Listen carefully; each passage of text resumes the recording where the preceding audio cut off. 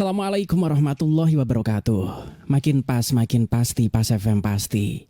Bismillahirrahmanirrahim. Mitra Pas FM yang dirahmati Allah, pertama-tama segala puja dan pujian yang milik Allah Subhanahu wa taala. Dan bersyukur karena dalam kesempatan sore kali ini kita masih diberikan nikmat hidayah, masih diberikan kesempatan sehingga kita bisa bersua kembali bertemu dalam kajian udara, kajian kitab Tafsir Ibnu Katsir. Tak lupa juga salawat ma'asalam kepada junjungan kita Nabi Allah Muhammad Sallallahu Alaihi Wasallam yang kita nantikan syafaatnya di hari kiamat nanti. Baik, mitra Pas FM yang dirahmati Allah, senang rasanya sore kali ini saya Rifanili bisa kembali hadir untuk Anda dalam program kajian kitab Tafsir Ibnu Katsir. Dan tentunya dalam kesempatan ini nanti Anda bisa berdiskusi mitra Pas bersama kami melalui SMS ataupun juga WhatsApp di 085277999101. Sementara untuk line telepon juga bisa Anda manfaatkan lewat 0295385877. Untuk pengguna WhatsApp juga bisa berkirim voice note atau suara Anda ya. Nanti Anda bisa dekatkan ke HP Anda sehingga suara Anda bisa jernih sehingga nyaman kami udarakan. Dan mitra Pas, seputar kitab Tafsir Ibnu Katsir ini merupakan salah satu kitab tafsir Al-Quran yang dijadikan rujukan para ulama terkemuka dalam bidang tafsir. Karya monumental dari Al-Hafidz Ibnu Katsir yang sangat familiar di kalangan umat Islam. Tentu Anda juga harus mengkaji karena ini adalah tafsir dari kitab suci umat Islam, mitra Pas. Dan dalam kesempatan sore kali ini kita sudah sampai mitra Pas pada meneruskan episode berikutnya mitra Pas, yaitu kita sudah sampai pada surat ke-105. Mas kami 112 mitra Pas, kita sudah sampai pada surat Al-Mu'minun, sekali lagi ayat 112. Dan di studio 1 Radio Pas FM Pati sudah rawuh narasumber kita untuk memberikan pencerahan. Beliau adalah Al-Ustadz Abdul Kholiq Syafi'i MPD Al-Hafidz, pengasuh pondok pesantren Yambul Ulum Sukolilo Pati. Assalamualaikum warahmatullahi wabarakatuh, Ustaz. Waalaikumsalam warahmatullahi wabarakatuh. Monggo, Ustaz. Assalamualaikum warahmatullahi wabarakatuh. Alhamdulillahilladzi hadana lihada wa ma kunna linahtadiya laula an hadanallah. Asyhadu an la ilaha illallah wahdahu la syarika lah wa asyhadu anna Muhammadan abduhu wa rasuluh. Allahumma fasalli wa sallim wa barik ala Sayyidina wa maulana Muhammadin wa ala alihi wa sahbihi ajma'in. Subhanaka la ilma lana illa ma 'allamtana innaka antal alimul hakim. Wa tub alaina ya maulana innaka antat tawwabur rahim. Rabbish rahli sadri wa yassirli amri wahlul 'uqdatam min lisani yafqahu qawli. Amin. Amma ba'd. Mitra Pas FM dimanapun Anda berada, semoga senantiasa mendapat rahmat, mendapat kesehatan dan keberkahan dari Allah Subhanahu wa taala. Dan juga yang saya hormati sahabat saya Mas Ari yang selalu setia menemani kajian Tafsir Ibnu Katsir. Kita berharap dan berdoa semoga apa yang telah kita perjuangkan mendapat ridho dari Allah dan Allah menganugerahkan keberkahannya kepada kita semua. Amin. Kita lanjutkan kajian kita Tafsir Ibnu Katsir surah Al-Mu'minun ayat ke-112. Insya Allah ini nanti kita akan khatam surah Al-Mu'minun. Rabu besok kita akan lanjut ke surah An-Nur. Kita mulai. A'udzu billahi minasy syaithanir rajim. Bismillahirrahmanirrahim. Qala kam labistum fil ardi adada sinin. قالوا لبثنا يوما أو بعد يوم فاسأل العادين قال إن لبثتم إلا قليلا لو أنكم كنتم تعلمون أفحسبتم أنما خلقناكم عبثا وأنكم إلينا لا ترجعون فتعالى الله الملك الحق لا إله إلا هو رب العرش الكريم ومن يدع مع الله إلها آخر لا برهان له به فإنما حسابه عند ربه إنه لا يفلح الكافرون وقل رب اغفر وارحم وأنت خير الراحمين بسم الله الرحمن الرحيم Qala ngendika sapa Allah Kam iku pira labistum manggon sira kabeh fil ardi ing dalem bumi adada sinina ing itungane pira-pira taun. Qalu padha jawab kabeh sapa manusa labisna manggon sapa kita yauman ing sedina au ba'da yaumin atau setengah dina. Fas'al becik takuna sira al-adin ing pira-pira wong kang ngitung.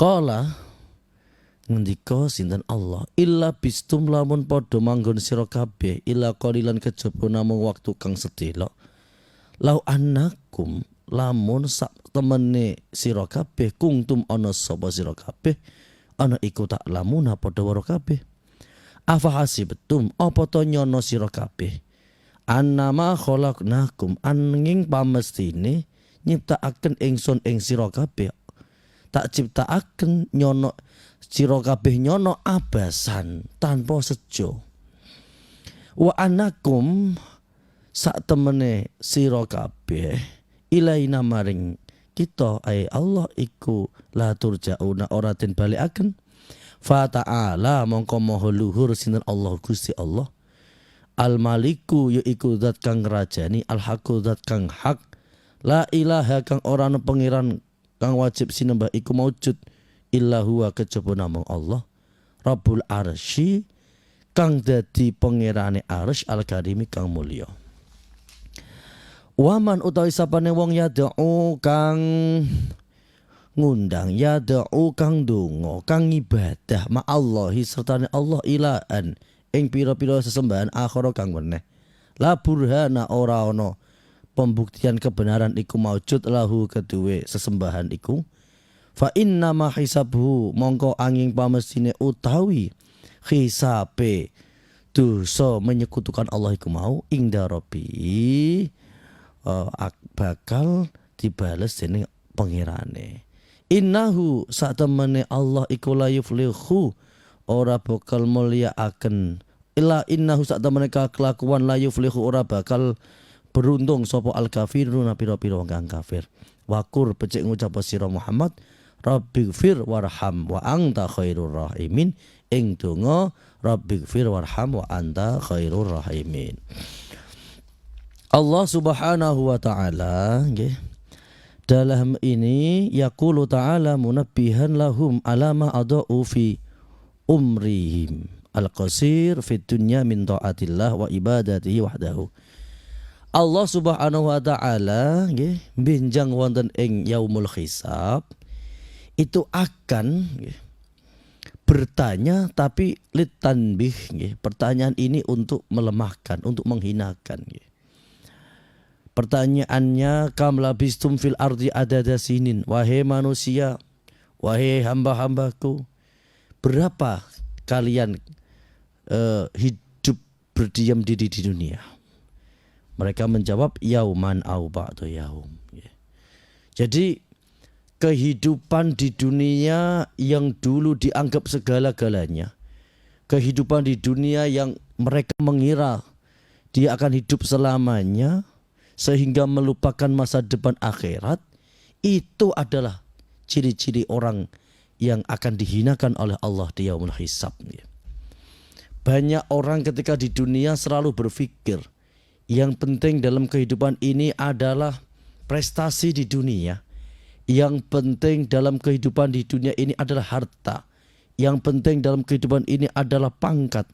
Nyatanya kelak ketika menghadap kepada Allah Subhanahu wa taala, ternyata kenangan-kenangan terindah itu bukan itu semua yang saya sebutkan tadi, tetapi kenangan-kenangan terindah adalah rukuk-rukuk kecil kita kepada Allah Subhanahu wa taala. Orang-orang yang beriman tentu masih menyesal kenapa sujudnya kurang banyak. Apalagi orang-orang yang kafir yang di hatinya tidak ada la ilaha illallah, yang tidak mengenal sujud, maka dia akan sangat menyesal. Maka salah satu yang membahagiakan kepada diri kita adalah ketika kita masih diberi umur seperti ini, maka kita wajib bersyukur. Karena ribuan dan bahkan triliunan orang yang sudah meninggal dunia, mereka tidak mempunyai keinginan apapun. Keinginannya hanya satu, ingin dihidupkan kembali dan bersujud kepada Allah. Maka kita harus berbahagia. Kita harus memanfaatkan waktu kita yang cuma sebentar ini, yang informasikan dalam ayat ini yauman au ba'da yaum, yang sehari atau bahkan setengah hari, itu untuk memperbanyak bersujudnya. Ai kam kanat iqamatikum fid dunya, berapa kamu hidup di dunia? Ai mudatan yasiratan ala kulli takdirin. Jadi hari akhirat itu dibanding dengan hari dunia itu, wa inna yauman inda rabbika ka alfi sanatin mimma ta'udun. Satu hari di akhirat sama dengan alfasanah, 1000 tahun di dunia. Maka umur kita di dunia ini, mulai kita sejak lahir sampai sekarang, saya mencontohkan diri saya kelahiran 89 ya. Dari saya kecil lahir di 89 sampai sekarang 2023, kurang lebih saya hidup selama 33 tahun. Ini kalau dibanding digunakan modal hidup untuk di akhirat, itu belum ada satu hari. Maka orang-orang di sana di yaumul hisab ketika ditanya oleh Allah, berapa kamu hidup di dunia? Yauman au ba'da yaum. Mereka menjawab, ya satu hari atau setengah hari. Maka betapa ruginya bagi orang-orang yang kemudian terlalu fokus memikirkan perkara dunia sehingga melupakan akhirat yang abad dan abada, yang selama-lamanya. Ayat berikutnya, afahasibtum annama khalaqnakum abasa. Allah ini juga bertanya, tapi pertanyaan yang tidak membutuhkan jawaban, karena namanya istifham tambih, pertanyaan untuk melehakan dalam bahasa Jawa. Apa kalian semua mengira bahwa Allah menciptakan manusia itu abasa? Abasa ini afadonantum anakum makhlukuna abasan bila qasdin wala iradatin minkum wala hikmatalana. Diciptakan tanpa ada tujuan? Jawabannya tentu tidak. Dalam ayat yang lain Allah menegaskan wa ma khalaqtul jinna wal insa illa liya'budun. Tidaklah Allah menciptakan jin dan manusia kecuali dengan satu tujuan, yaitu untuk mengabdi, beribadah hanya kepada Allah Subhanahu wa taala.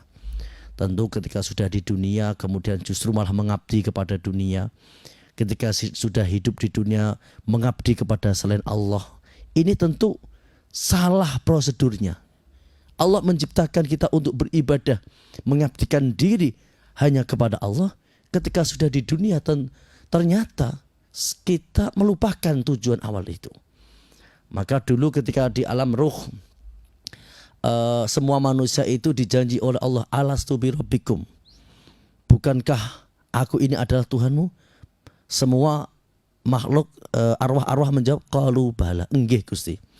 Artinya ketika kita melihat posisi Allah sebagai Tuhan dan kita sebagai manusia, berarti tentu kita mengetahui kewajiban kita kepada Allah Subhanahu wa taala. Yang kewajiban itu apa? Ya kewajiban beribadah. Wa annakum ilaina la turja'un, dan kalian mengira bahwa kalian tidak akan dikembalikan, tidak akan dimintai pertanggungjawaban. Ai la ta'uduna fid daril akhirah kama qala ta'ala ayasabul insanu ayyatruka suda. Jadi kebanyakan dari manusia itu ya, mereka mengira kehidupan di dunia itu segala-galanya. Maka ada hadis yang itu sebenarnya menjadi pedoman bagi kita. Wa'mal li dunyaka ka'annaka ta'ishu abada wa'mal li akhiratika ka'annaka tamutu ghoda. Maksudnya begini. Wa'mal lidunyaka ka'annaka ta'isyu abada. Berbuatlah, bekerjalah untuk duniamu seakan-akan kamu hidup selamanya. Itu bukan berarti melupakan akhirat, bukan. Artinya ketika kita bekerja, misalkan berdagang, kita berdagang beras kemudian ternyata rugi, tidak usah susah. Besok masih ada hari, berarti masih bisa berusaha. Ketika bagi petani ya yang sedang menggarap sawah dan ternyata kena hama atau kekeringan, tidak ada air, tidak usah susah. Besok masih ada hari dan masih usaha lagi. Maksudnya gitu. Kalau perkara dunia itu kita pikir ringan saja. Jadi dunia itu tidak usah terlalu dipikirkan berlebihan. Kalau saat ini kita masih belum berhasil, besok masih ada kesempatan untuk kita berusaha lagi. Itu maksudnya wa'mal lidunyaka ka'annaka ta'isyu abada. Jadi bukan berarti bekerja keras sehingga melupakan akhirat, bukan. Artinya kita memposisikan di dalam mengejar dunia itu santai saja. Ketika gagal, tidak usah terlalu dipikir. Semuanya itu milik Allah. Kalau semua milik Allah, ketika kita tidak mendapatkannya atau kita kehilangan itu, ya sudah, biarkan saja. Tidak usah ikut dipikir. Karena semua bukan milik kita. Tapi hakikatnya segala sesuatu itu milik Allah Subhanahu wa ta'ala. Kemudian wa'mal li akhiratika ka'annaka tamutu ghadan. Beramallah untuk akhiratmu seakan-akan kamu besok mati. Maka kita menjumpai para salafus saleh, Sufyan Ats-Tsauri, Imam Syafi'i, ketika mereka dalam menghadapi kehidupan polemik dunia itu sangat santai saja. Berpikirnya seperti ini, kurang lebih seperti ini. Ketika hari ini kita dibenci oleh orang, ketika hari ini kita tidak berhasil menyelesaikan sebuah urusan kita, santai saja. Karena pikiran para salafus saleh, hidup saya cuma hari ini, besok sudah mati. Jadi apapun kerutan, segala kerutan yang ada di dunia ini tidak menjadikannya bersedih. Karena orang yang terlalu bersedih itu berdampak akan mengkritisi takdir Allah. Seakan-akan takdir itu tidak berpihak kepadanya. Dan ini sangat berbahaya.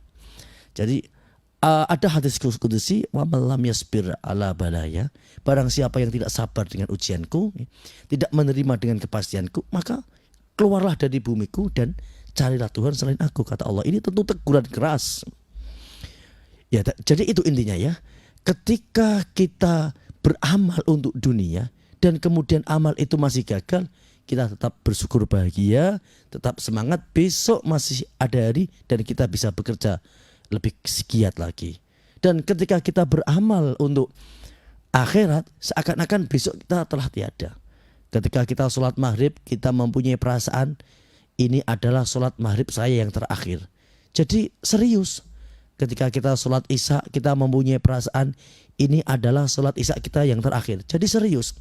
Jadi ketika kita beribadah dan kita rasakan itu adalah yang terakhir, maka kita akan bersungguh-sungguh. Kalau kita masih memikirkan oh besok masih ada sholat isya lagi, ya tentu kita nggak akan serius. Jadi cara mengimplementasikan hadis tersebut begitu. Lanjut. Fata'alallahul malikul haqq, la ilaha illa huwa rabbul arsyil karim. Jadi Allah ini bersifat qadim. Qadim itu terdahulu. Sebelum makhluk mengucapkan subhanallah maha suci Allah, Allah sudah maha suci. Sebelum makhluk mengucapkan Allahu Akbar, Allah maha besar, Allah sudah maha besar. Tidak seperti makhluk ya. Kalau makhluk itu dikatakan berprestasi setelah melakukan aktivitas.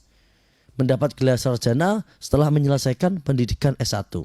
Mendapat gelar magister setelah menyelesaikan pasca sarjana. Begitu seterusnya. Tapi kalau Allah qadim. Nah, Allah ini maha tinggi, al-maliku al-haq, ya. Rabbul arsyil karim. Wa man yad'u ma'allahi ilahan akhara la burhana lahu bih. Barang siapa yang beribadah, ya, artinya menyembah kepada selain Allah itu tidak mempunyai alasan yang kuat, ya. Maka kita senang sekali, syukur sekali kita ditakdirkan Allah mempunyai keyakinan yang benar. Keyakinan kepada Allah itu sangat mudah. Yang sulit itu meyakini Tuhan selain Allah.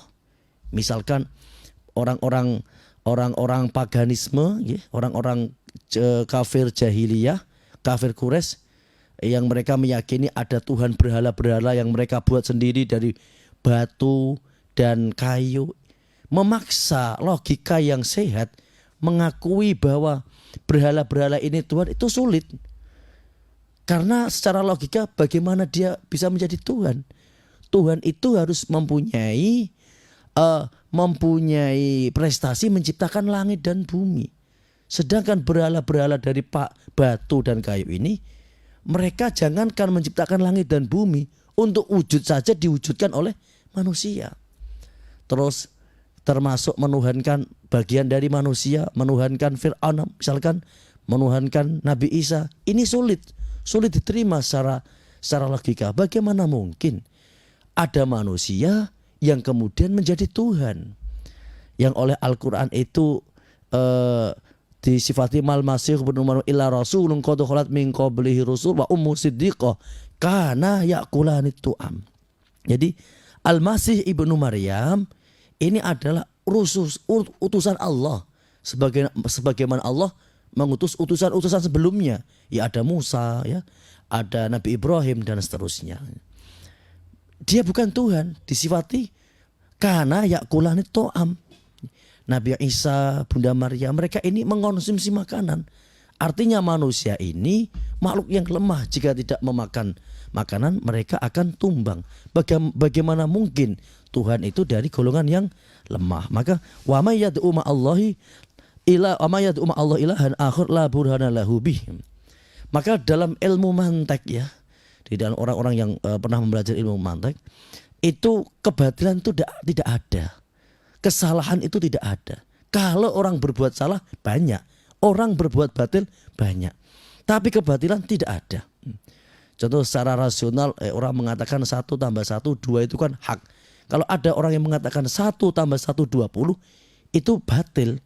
Kenyataannya nggak ada. Kalau orang yang mengklaim seperti itu ada, tapi kenyataannya tidak ada. Seperti dalam Al-Quran, ya,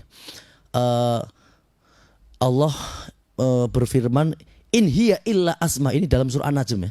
In hiya illa asma'un sammaitumuha antum wa aba'ukum. Berhala-berhala yang diberi nama Lata, Uzza, Manat ini menjadi Tuhan karena kan telah diberi nama. In hiya illa asma'un sammaitumuha antum wa aba'ukum. Kalian ini yang memberi nama. Atau di dalam surah Al-Kahfi, kaburut kalimatan takhruju min afwahihim iyaquluna illa kadiba. Mereka menjadi Tuhan itu karena ucapan orang kafir. Misalkan ada Tuhan dari manusia, ya itu hanya klaimnya saja. Kenyataannya Nabi Isa ya manusia yang mengonsumsi makanan. Kenyataannya Manat, Hubal, terus berhala-berhala yang banyak itu kenyataannya, faktanya mereka batu. Jadi batil itu tidak pernah ada. Nah, kalau orang yang berbuat batil itu banyak. Jadi seperti kalau kita melihat anak-anak muda itu kan gambarannya orang yang baru beranjak dewasa, gampang galau, gampang sedih, sehingga ketika di dalam sebuah permasalahan mereka ngefly. Mereka menganggap kalau ngefly, mengonsumsi miras dan narkoba itu bisa menyelesaikan masalah. Itu kan anggapan yang batil. Artinya tidak pernah ada permasalahan itu selesai dengan narkoba. Tidak pernah ada permasalahan itu selesai dengan miras. Kalau orang yang salah siapa? Anggapan seperti itu yang salah. Maka dalam ilmu mantek, kebatilan itu selamanya tidak pernah ada. Yang ada hanya orang yang berbuat batil. Kesalahan itu juga tidak pernah ada. Yang ada itu orang yang berbuat salah. Karena hakikatnya ya yang ada itu perkara yang hak. Tuhan yang ada ya Allah. Kebenaran yang ada ya kebenaran yang dibawa oleh Rasulullah Muhammad sallallahu alaihi wasallam. Fa inna ma hisabuhu inda rabbih innahu la yuflihul kafirun. Jadi semua nanti akan mendapat hisab dari Allah. Saya teringat dan sering menyampaikan bagaimana logika ketuhanan yang dibangun oleh Nabi Muhammad sallallahu alaihi wasallam. Ketika itu orang-orang kafir Quraisy bertanya kepada Nabi Muhammad, wahai Muhammad, manggilnya masih pakai Muhammad karena belum beriman. Bagaimana mungkin Tuhan itu cuma satu? Padahal kebutuhan kita itu banyak. Kita butuh menang perang, butuh hasil dagang dan lain sebagainya. Kalau Tuhan cuma satu tidak cukup. Nabi Muhammad cara membantahnya juga dengan argumen, bukan dengan kekerasan. Ya. Nabi Muhammad kemudian bertanya, wahai orang Arab, sekarang kalian saya tanya, seumpama kalian menjadi pelayan, enak mana menurut kalian? Mempunyai majikan banyak dan mempunyai majikan satu. Seumpama kalian mempunyai majikan yang banyak, majikan satu memerintahkan A, majikan dua memerintahkan B, majikan yang ketiga memerintahkan C, begitu seterusnya. Kalau kau melaksanakan perintah majikan yang satu, kemudian kau akan meninggalkan perintah majikan yang lain. Enak mana punya majikan banyak dan satu? Orang Arab tersebut menjawab, ya enak punya majikan satu Muhammad. Lah begitu, Tuhanmu adalah majikanmu.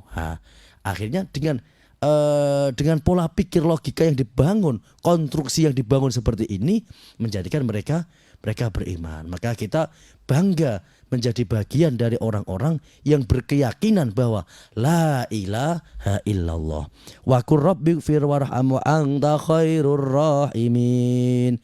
Ini adalah doa ya, yang Nabi itu meskipun selalu dalam perlindungan Allah, tetapi secara syariat diajarkan oleh Allah untuk selalu berdoa. Doanya itu rabbighfir warham wa anta khairur rahimin. Ya Allah, ampuni segala dosa kami, welasi kami, kasih sayanglah kepada kami, wa anta khairur rahimin, dan engkau adalah sebaik-baiknya zat yang maha kasih sayang. Jadi doanya itu tidak minta mobil mewah, tidak minta apa-apa. Jadi cukup rabbighfir warham wa anta khairur rahimin. Demikian penjelasan dari akhir dari surah Al-Mu'minun ya. Ini sudah selesai. Insyaallah Rabu depan kita akan nyambung ke surah An-Nur. Selanjutnya kita lanjutkan session dialog interaktif, akan dipandu oleh Mas Ari. Monggo. Baik, untuk Anda Mitra Pas yang sore kali ini ingin bergabung, Anda bisa masuk melalui SMS ataupun juga WhatsApp di 085277999101. Saya coba terima teleponnya juga sudah masuk di 0295385877. Assalamualaikum Pak Safi Empati. Waalaikumsalam Mas Ari. Ya. Pak, mohon maaf radionya bisa dikecilkan Pak biar kita enak ngobrolnya nih. Feedback soalnya. Begini Pak Ustadz ya. Oke. Mau menanyakan sesuatu ya, agak sedikit melenceng dari tema, tapi masih ada kaitannya. Begini Pak Ustadz, terkadang kita kalau kita bepergian ya atau berwisata itu mengunjungi tempat-tempat yang notabene itu tempat ibadah agama lain, walaupun itu dikirim sebagai tempat wisata seperti candi dan sebagainya. Nah ini bagaimana ketika kita berwisata ke tempat seperti itu? Tujuannya untuk mungkin melihat sejarah atau sebagainya gitu Pak Ustadz. Nah ini boleh apa tidak gitu Pak Ustadz? Gitu aja Pak Ustadz ya. Terima kasih. Karena Pak Ustadz seumuran sama saya tadi ya, 33 tahun gitu. Maturnuwun. Assalamualaikum. Waalaikumsalam warahmatullahi wabarakatuh. Ini juga cukup menarik karena memang kesadaran berwisata juga harus diperhatikan, jangan sampai kita mengotori atau kurang menghormati tempat ibadah yang lain. Ini juga ada etikanya. Nah ini malah dijadikan tempat wisata dan ini legal juga, ada tiketnya untuk pembangunan juga ini soalnya. Mohon pencerahannya Ustadz, monggo. Begini, dulu itu Nabi sering berpesan kepada para sahabat. Kebetulan sahabat Nabi itu kan mempunyai kebiasaan kalau musim panas itu berdagang di Syam, kalau musim dingin berdagang di Yaman. Lah ketika ke Syam itu mereka melewati Al-Ahqaf. Al-Ahqaf itu reruntuhan kaum Samud ya. Ya di sana banyak tempat-tempat ritual yang dulu digunakan untuk ibadah menyembah berhala. Bahkan masih ada berhala-berhalanya. Kalau tidak salah sekarang itu masuk wilayah Saudi yang mepet dengan Yordania ya. Yang dibangun untuk tempat wisata juga ini. Betul Ustaz, itu ya? Rame nih sekarang. Itu kemarin pemerintah Saudi juga pro dan kontra ya. Terus kemudian ketika berdagang di Yaman, di sana ada reruntuhan kaum Ad ya. Nabi hanya berpesan ketika lewat sana itu cepat-cepat ya. Dan saya juga pernah mendengar ya, beliau Kiai Haji Maimun Zubir itu pernah itu berkunjung di wilayah reruntuhan sekitar Laut Mati. Laut Mati itu ya mungkin reruntuhan kaum Sodom Nabi Lot itu. Ya boleh di sana cuma sebentar saja, sebentar. Jangan kelamaan. Artinya seperlunya saja. Terus kemudian poin yang kedua, ini pernah di Ahkamul Fuqaha ya, hasil bahsul masail itu, tapi saya lupa nanti keputusannya. Yang intinya itu ada tetap namanya ini kan fur'iyah, pasti ada perbedaan pandangan. Ada yang memperbolehkan karena ya tujuan untuk apa itu hanya mubah lah. Yang membolehkan itu tidak karena kesunan atau apa, pasti hanya karena mubah ya. Jais ya. Jais, jadi berjalan kemana? Karena perjalanan itu kan pada dasarnya hukum asalnya itu kan mubah ya. Jadi mungkin ya ketika kita ke sana ya jangan sering-sering lah, jangan sering-sering ya. Pokoknya Tiketnya mahal Ustaz. sebentar saja. Karena di sana juga itu kan tempat-tempat yang di sana digunakan sesembahan kepada selain Allah. Juga ada ulama ini yang justru malah mengharamkan karena itu nanti akan menjadi syiar-syiar kepada penyembahan selain Allah. Nah, tentu itu menyesuaikan kepada kondisi sosial kita masing-masing. Tentu mungkin kita ketika bekerja di instansi pemerintah, kita juga tidak bisa menolak mungkin ya. Ketika ada kunjungan ke sana, lah itu bisa menggunakan pendapat yang tadi. Hukum asal itu mubah-mubah saja. Tapi ketika kita ini berdiri, mungkin kita sebagai wira swasta ya, karena orang wira swasta itu kan kita adalah bosnya kita sendiri. Ya cari tempat yang lain lah. Cari tempat wisata yang lain kan banyak. Demikian. Banyak pilihan Mitra Pas ya. Oke, silakan Anda memilih yang mana. Tadi dasar-dasarnya sudah disampaikan. Anda bisa bergabung kembali Mitra Pas di 0852779999 101. Anda bisa kirim voice note atau suara Anda ataupun line telepon juga bisa Anda manfaatkan lewat 0295385877. Yang sudah bergabung, Assalamualaikum warahmatullahi wabarakatuh Ustadz. Waalaikumsalam warahmatullahi wabarakatuh. Ini tadi menanyakan tentang hakikat kepada manusia. Ini masih membutuhkan makan, minum sebagaimana manusia-manusia yang lain. Sebagaimana nabi-nabi yang lain juga merasa luwe atau lapar, merasa haus dan sebagainya. Dan apakah juga pada saat nabi ini diturunkan adakah satu nabi yang menginginkan kepada kaumnya untuk menyembah dirinya? Kan tidak ada Ustadz, tetapi rata-rata kebanyakan ketika Nabi ini meninggal mungkin baru sudah sekitar 100 atau sekian tahun barulah ada ajaran-ajaran baru, ada ketentuan-ketentuan baru yang mungkin dalam tanda kutip dibuat-buat oleh para pengagumnya. Dari Mas Rofik pagi yang sudah bergabung mencerahannya Ustadz, monggo. Ya betul sekali, seperti dalam cerita Nabi Isa Al-Masih. Nabi Isa itu kan perintahnya jelas. Dalam Al-Quran itu bahkan sangat jelas sekali ya. Itu kalau Allah Isa bin Maryam, a'anta qulta linnasi takhiduni wa ummiya ilahaini min dunillah. Qala subhanaka ma yakunu li. Ya Allah itu berfirman atau meminta pertanggungjawaban. Apakah engkau memerintahkan kepada kaummu menyembah aku dan ibuku? Nabi Isa menjawab, saya tidak patut berbicara seperti itu. Saya hanya memerintahkan untuk menyembah kepada engkau wahdah, mengesahkan engkau. Tapi dalam perjalanannya ya, saya pernah membaca banyak referensi dan literatur itu. Di antaranya yang pertama kali mengukuhkan Isa sebagai Tuhan itu kan Paulus ketika di dalam ada kesepakatan di Bizantium, sehingga mengangkat Isa sebagai bagian dari Tuhan. Padahal ketika Nabi Isa itu hidup di tengah-tengah komunitas kaum Yahudi, itu yang hasut juga orang Yahudi sendiri. Sebenarnya orang-orang Romawi, penguasa Romawi itu tidak ada urusan dengan Nabi Isa, gak mempunyai kepentingan untuk menangkap dan menyalib Nabi Isa. Nabi Isa itu kan keturunan dari Harun, dari Lewi. Sedangkan orang-orang yang hasut dengan kehadiran Nabi Isa itu ada terah keturunan dari Yahuda. Itu mereka merasa terganggu dengan adanya Nabi Isa, karena Nabi Isa itu menjelaskan tentang kebenaran dan mereka itu mempunyai kepentingan dengan agama. Dengan agama mereka itu mendapat keuntungan, dan Nabi Isa itu meluruskan itu. Maka para rahib-rahib Yahudi itu melaporkan Nabi Isa kepada Romawi dengan tuduhan pemberontakan, dengan tuduhan bahwa ini membahayakan kekuasaan Romawi di Yerusalem. Maka orang-orang Romawi ini membuat pasukan untuk menangkap Nabi Isa, dan kemudian Nabi Isa diselamatkan meskipun dihianati oleh muridnya sendiri Yudas itu, dan kemudian Yudas itu sendiri yang diraupi ini mukanya sehingga menjadi seperti Nabi Isa. Jadi intinya nabi-nabi itu ya sama ajarannya. Kemudian menjadi keliru itu ya karena ada oknum-oknum itu ya. Jadi oknum itu rata-rata soal kepentingan. Ketika Abu Jahal menolak kehadiran Nabi Muhammad itu ya karena dia itu sudah merasa orang yang paling berkuasa untuk Ka'bah, dan banyak kepentingan yang akan hilang jika nanti Nabi Muhammad meluruskan itu semua, sehingga dengan dari kepentingan dunia itu menolak segala kebenaran. Begitu juga yang dialami Nabi Isa, itu sebenarnya orang-orang Yahudi sendiri yang mempunyai kepentingan untuk menyingkirkan Nabi Isa. Dan di kemudian hari ketika Nabi Isa ini diselamatkan oleh Allah dan ada sosok Yudas ini yang kemudian disalib, terus kemudian Paulus itu kan juga orang Yahudi sendiri, mereka ini yang menisbatkan Isa bagian dari Tuhan. Maka dalam surah Al-Fatihah itu ghairil maghdubi alaihim waladdallin. Ghairil maghdub itu orang yang dimurkai, orang tahu kebenaran tapi tidak mengikuti, itu orang Yahudi.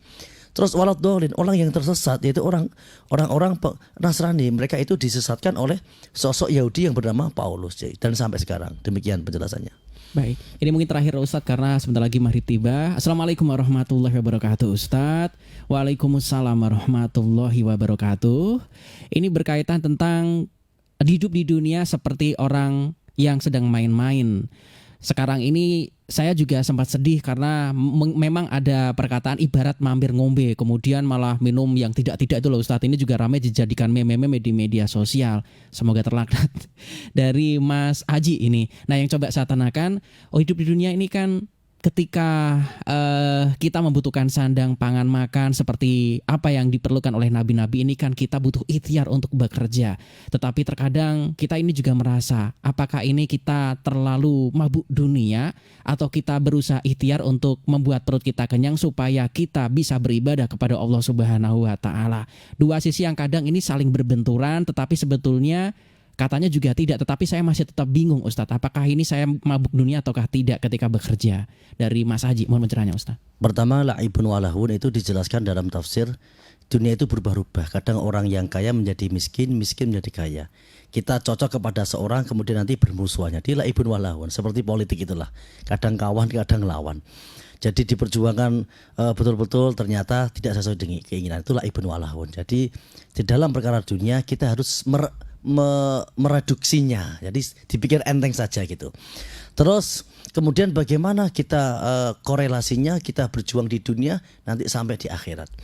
Pengertian dunia itu kullu ma la yanfa'ul akhirah, apa saja yang tidak ada manfaatnya untuk akhirat. Nah dengan metode ini atau dengan konsep ini maka apapun yang kita kerjakan kalau kita niatnya mencari ridha Allah itu juga perkara akhirat. Kita bekerja, meniat nafkah untuk keluarga agar bisa sekolah, keluar untuk beribadah, itu juga amal akhirat. Maka kita harus mengingat definisi dunia itu kullu ma la yanfa'ul akhirah. Apapun yang tidak ada manfaatnya untuk akhirat itu dunia. Berarti mafhum mukhalafahnya apapun aktivitas kita baik bekerja atau apapun kalau adalah orientasinya akhirat ya berarti bukan dunia. Maka tetap semangat ya, insyaallah agama ini mudah ya. Kita bekerja dengan niat mencari ridha Allah itu juga menjadi amal akhirat. Demikian. Oke, berarti yang kerja tetap semangat bekerja Ustadz ya. Karena untuk sanggung ibadah, haji juga butuh dana, umroh butuh dana dan itu tidak sedikit. Tinggal niatnya aja yang diswet kayak gitu Ustadz ya. Oke, mohon doanya Ustadz karena kita harus segera closing ini. Sebentar lagi maghrib, monggo. Bismillahirrahmanirrahim. Allahumma salli ala sayyidina Muhammad wa ala ali sayyidina Muhammad. Alhamdulillahirabbil alamin. Ya Allah, kami memohon kepadamu semoga dengan keberkahan kami menghatamkan surah Al-Mu'minun. Semoga kami semua dan seluruh mitra Pas FM dimanapun mereka berada ya Allah, jadikanlah kami sebagai al-mu'minun, mukmin yang sejati. Rabbana atina fid dunya hasanah wa fil akhirati hasanah wa qina adzabannar walhamdulillahi rabbil alamin.